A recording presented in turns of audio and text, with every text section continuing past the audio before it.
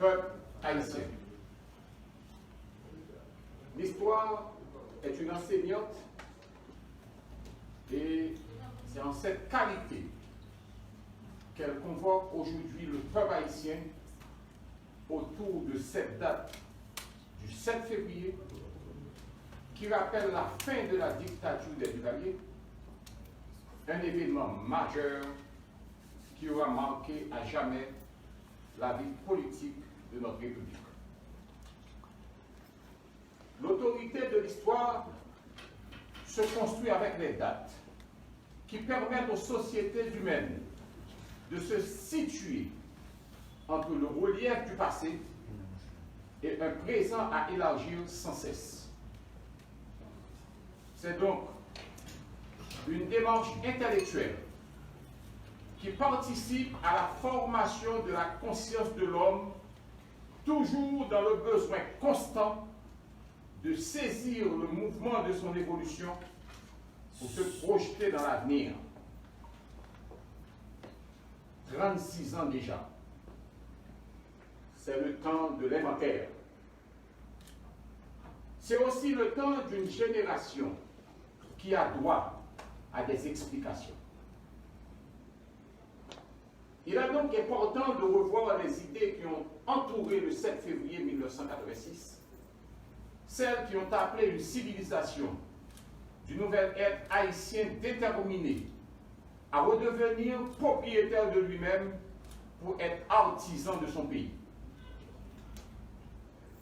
La Constitution du 29 mars 1987 aura été cette œuvre qui annonce le nouveau régime politique que les Haïtiennes et les Haïtiens ont choisi librement pour régler la vie institutionnelle dans leur pays.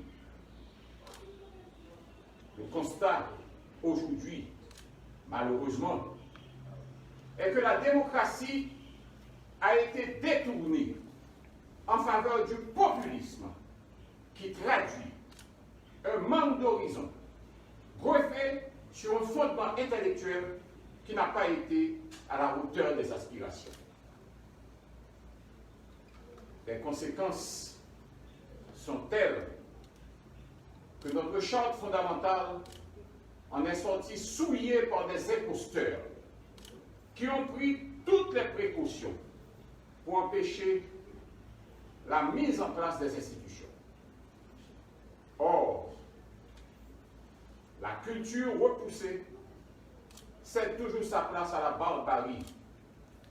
Et c'est ainsi que notre pays est devenu un lieu désert, orphelin de son président assassiné, lâchement assassiné, pour qui encore aujourd'hui nous demandons justice. Avec son Parlement réduit au tiers du Sénat et son pouvoir judiciaire qui résiste à l'asphyxie. La République d'Haïti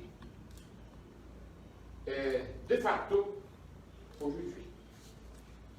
Et la population est placée sous la dictature de la défiance. À la faveur de ces circonstances, et de manière très peu orthodoxe, en marge de toute légalité, la réalité du pouvoir est saisie par le Premier ministre qui n'est pas parvenu à l'exercer. Voilà 7 mois depuis que le docteur Ariel Henry, de son mieux, n'est pas en mesure de dire en quoi consiste son mandat, alors que les conditions de vie de la population continuent de se dégrader. L'État, qui n'a pas l'autorité, est donc incapable d'agir sur les sécurités et par conséquent inapte à préparer, bien sûr, et organiser de bonnes élections. Le pouvoir, en général, se reconnaît à son exercice.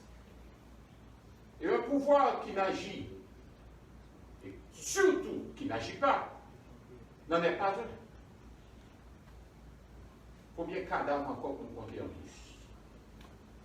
Combien de kidnapping, cas d'enlèvement encore pour nous compter en plus? Combien de gangs encore à petit territoire qu'a partagé, qu'a séparé, tant qu'on fait en d'un pays? Combien de gouttes pour avoir besoin encore pour nous là?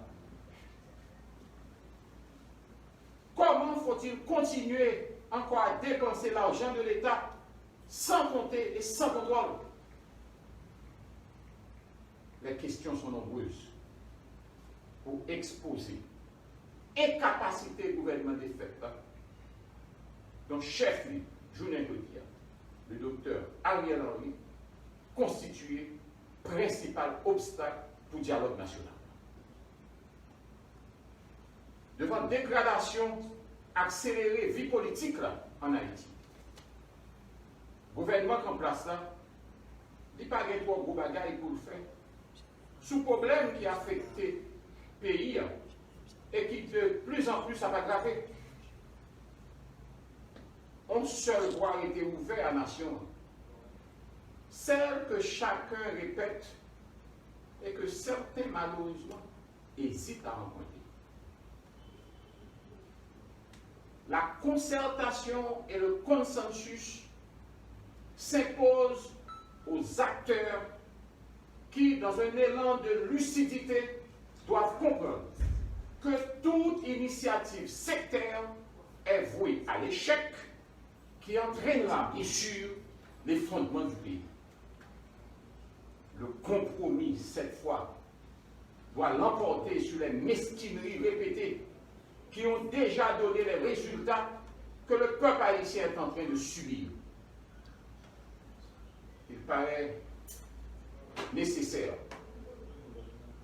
de retracer l'histoire de ces 36 dernières années pour évaluer la gestion du pays avec les désordres de la mauvaise gouvernance, voir comment elle a été faite et au regard de notre présent, convenir de la nécessité, je dis bien, de la nécessité d'une rupture qui ouvre sur la modernité.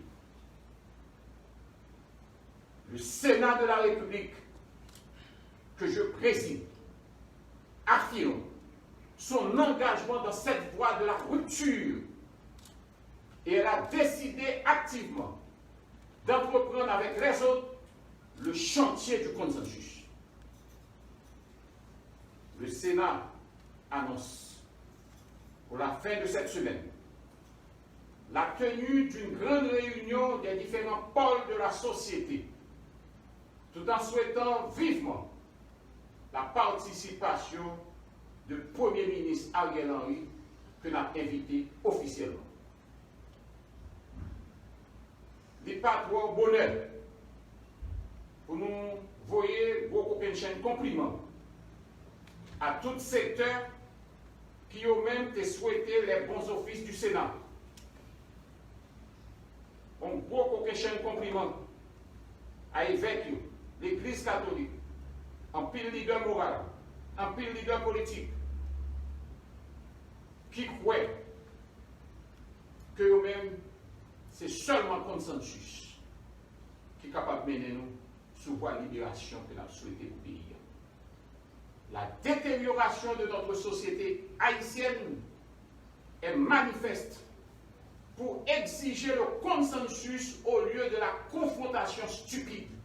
Et je dis bien stupide. Le Sénat réitère sa position ferme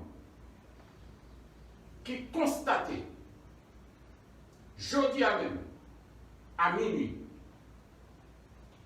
fin service Premier ministre de fait là, que le tabac a payé. Et donc, le journée jeudi a consisté seulement à liquider les affaires courantes. En ce sens, nous avons demandé au Premier ministre pour ne pas outrepasser limite que la loi à la constitution pays en Bali par rapport à nouveau statut que le gagne aujourd'hui. Et surtout, pour ne pas aller au-delà de compétences pour engager l'État plus loin, côté l'État de côté. Je ne m'entends pas là. Mettez conseil électoral campé, faire assemblée constituante, prendre ensemble d'initiatives pour faire des gros projets d'envergure pour le pays.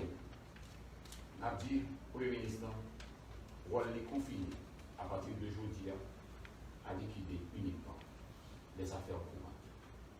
Et c'est ça que fait. Nous dit Premier ministre. Et nous dit tout le monde de bonne foi qui est dans le pays pour associer à Sénat. Et nous entendons le Premier ministre à travers Miami Herald qui dit que tu as content chita avec 10 sénateurs. Nous prenons au mot et nous allons inviter, associer là pour nous capables. Bon côté CSPJ, bon côté tout acteur qui a un accord, qui a un consensus, pour que définitivement nous mettions le pays pour notre côté. Ça pays à vivre là, et pas vivre. Pour l'autre monde qui a encouragé le Premier ministre, aller dans la mauvaise voie. Ce n'est pas qui bon voie. On évite de mettre en gré dans le jardin de diable.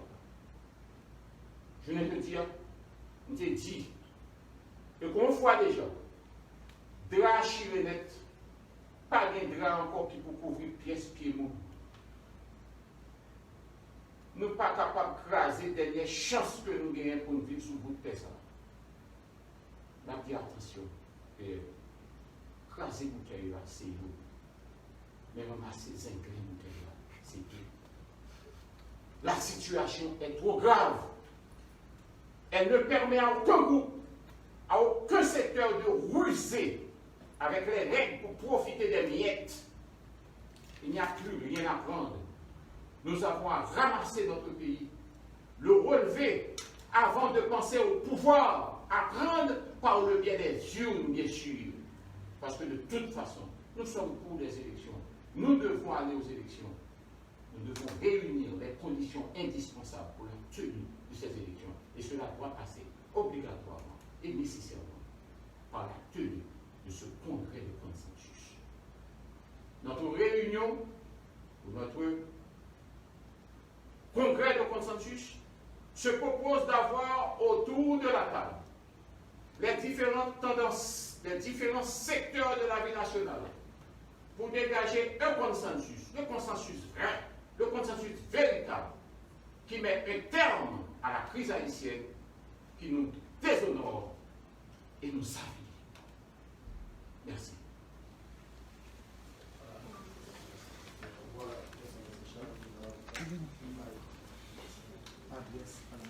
Voilà, c'était adresse à la nation, président Sénat, sénateur Joseph Lambert, dans la résidence Puyoli. Eh bien, on te choque une fois dans LTVO. Merci qui t'a fait vivre, adresse à la nation, sénateur Joseph Lambert.